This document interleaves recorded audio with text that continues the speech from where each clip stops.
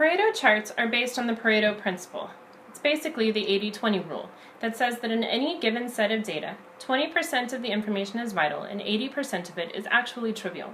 It's a glorified histogram, ordered from largest to smallest, and we want to focus our efforts here, where the information is the greatest, where we can get the most bang for our buck.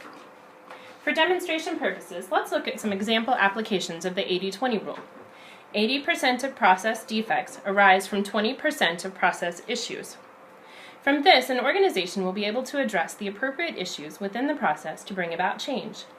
20% of a sales force produces 80% of company revenues. A company will know what strategies are working and worth reproducing or training. 80% of customer complaints arise from 20% of company products. This will narrow the focus of which products need improvement for the most customer satisfaction improvement. And for clinical application, 80% of hospital readmissions occur from 20% of possible contributing factors. Looking at how to focus efforts so that the 20% of contributing factors is heavily addressed to patients prior to discharge will prevent the bulk of readmissions. When do we use Pareto charts? We use them as a first pass to look at our data. Does anything stand out? Do we see anything unusual? We use them to focus our efforts to work on the things that are most important, that'll have the most impact. So where do we start? Always, always, always, we start with the data. We're looking at count data. We're looking for defects, nonconformities, anomalies, opportunities, contributing factors, causes, whatever you want to call it.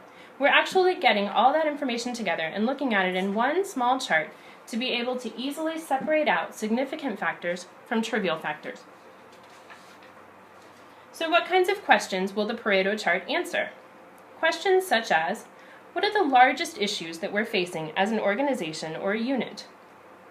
What 20% of sources are causing 80% of the problems? And where should we focus our efforts to achieve the greatest amount of improvement? Answering such questions as these will guide an organization in how they can effectively focus their efforts to bring about the most improvement. In summary, we want to count our data and analyze it in a Pareto chart so that we can effectively separate out significant contributing factors from trivial information. This will allow us to focus our efforts to bring about the most impact for improvement.